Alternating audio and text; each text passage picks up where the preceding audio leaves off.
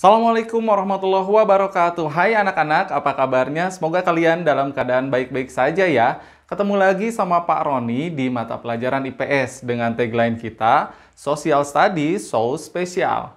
Dan apa sih yang hari ini akan kita pelajari? Hari ini kita akan belajar tentang sesuatu yang kalian semua alami, Bapak alami, dan kita semua alami setiap hari dan lakukan, yaitu tentang interaksi sosial. Di antaranya tentang pengertian, syarat, dan bentuk dari interaksi sosial. Jadi, simak videonya sampai habis, jangan di-skip-skip, karena di ujung nanti juga akan ada kuis untuk kalian semua.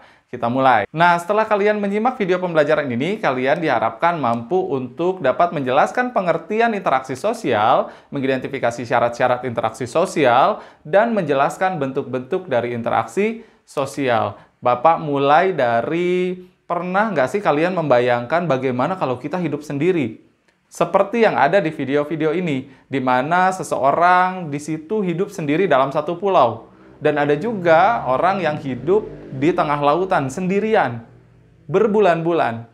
Kalau yang ada di satu pulau bahkan menciptakan satu teman hayalan untuk dia bisa berinteraksi. Dan sulit banget sepertinya, membutuhkan effort yang sangat tinggi atau bahkan sangat tidak mungkin seseorang manusia bisa hidup sendirian.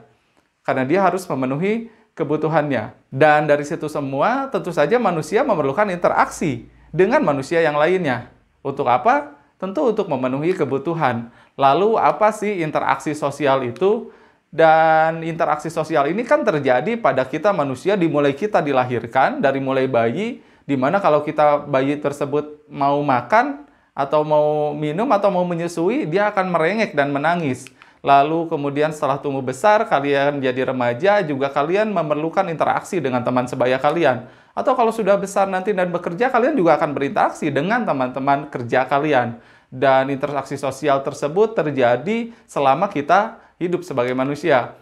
Dan karena manusia itu sendiri ada yang disebut sebagai gregariousness, yaitu sebuah naluri untuk selalu hidup dengan orang lain. Jadi interaksi sosial itu apa? Interaksi sosial adalah hubungan-hubungan antara orang perorangan, antara kelompok manusia, atau antara perorangan dengan kelompok manusia yang lainnya. Dan hubungan ini tentu saja harus ada timbal baliknya.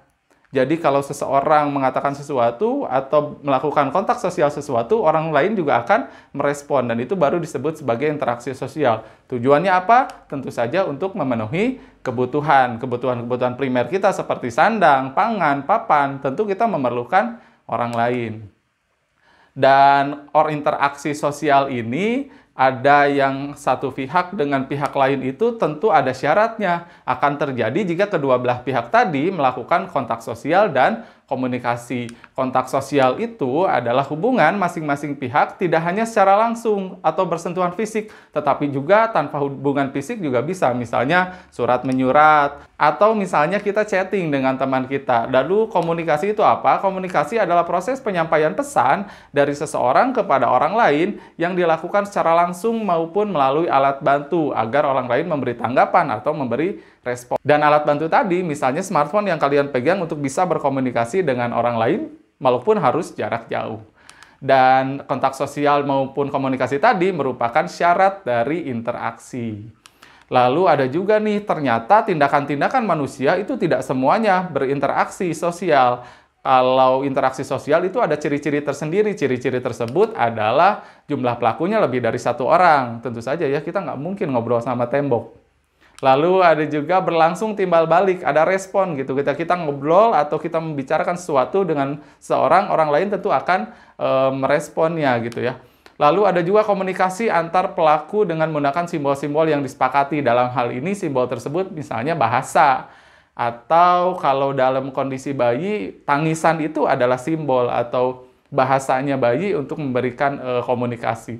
Lalu adanya tujuan tertentu. Lanjut, kita akan bahas ke faktor berlangsungnya interaksi sosial. Di antaranya ada 4 nih. Ada imitasi. Imitasi itu mencontoh atau meniru orang lain. Misalnya seorang anak yang memasak atau berlatih memasak karena meniru orang tuanya, karena meniru ibunya misalnya. Lalu ada juga sugesti. Sugesti ini memberikan suatu proses pengaruh kepada orang lain atau mempengaruhi ya. Misalnya contohnya seorang dokter yang mempengaruhi atau mensugesti pasiennya agar lekas sembuh gitu ya. Selain memberikan obat, memberikan sugesti juga, memberikan pengaruh agar pasiennya dapat meminum obatnya dan agar segera lekas sembuh gitu. Lalu ada juga identifikasi. Identifikasi ini adalah proses kecenderungan atau keinginan untuk menjadi sama dengan orang lain, biasanya dengan idolanya. Bapak punya beritanya juga nih, di mana ada seorang laki-laki melakukan operasi plastik sampai 23 kali untuk bisa menjadi sama atau mirip dengan idolanya, yaitu Superman. Wow. Lalu ada juga simpati. Simpati ini merupakan kemampuan merasakan apa yang dilakukan, dialami, bahkan diderita oleh orang lain. Misalnya di sini ada orang-orang yang merasakan penderitaan orang lain yang terkena musibah atau bencana alam, kemudian mengumpulkan bantuan dan mengirimkan bantuan tersebut. Dan itu tadi faktor berlangsungnya interaksi sosial ya. Kita akan lanjut membahas selanjutnya adalah ada aturan juga nih yang mengatur perilaku manusia dalam berinteraksi ya, tentu saja ya, diantaranya aturan mengenai ruang, yaitu tempat di mana sih terjadinya interaksi. Tentu aturan-aturannya akan berbeda kan, ada yang di keluarga, ada ruangnya tuh di sekolah, ada juga mungkin di tempat mengaji atau di tempat-tempat lain, dan tentu spesifikasi dari aturan-aturannya akan berbeda ya.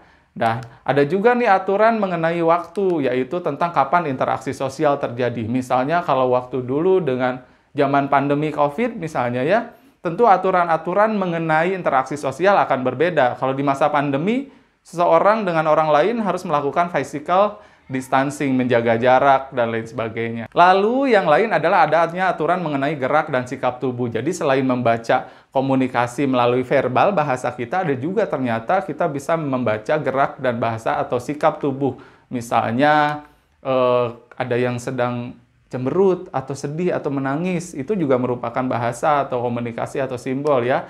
Atau misalnya mengacungkan jempol, atau misalnya tersenyum. Nah, itu juga merupakan bahasa-bahasa atau simbol dari perilaku seseorang. Nah, dan yang selanjutnya akan kita bahas adalah bentuk-bentuk interaksi sosial. Ada dua nih, ada bentuk proses yang asosiatif dan ada juga proses yang disosiatif. Proses yang asosiatif itu akan kita bahas, yaitu adalah proses yang mengarah kepada kesatuan pandangan. Di antaranya adalah kerjasama. Dalam hal ini, suatu usaha bersama antara orang perorangan atau kelompok manusia untuk mencapai tujuan bersama. Kalau di Indonesia kan kita sangat kenal dengan yang namanya gotong royong. Lalu ada juga akomodasi. Ini merupakan usaha-usaha manusia untuk meredakan pertentangan. Contohnya memediasi antara pertentangan satu suku misalnya dengan suku yang lain. Atau dalam lingkup yang lebih kecil, kalian misalnya berusaha untuk mendamaikan antara teman kalian yang sedang bertengkar.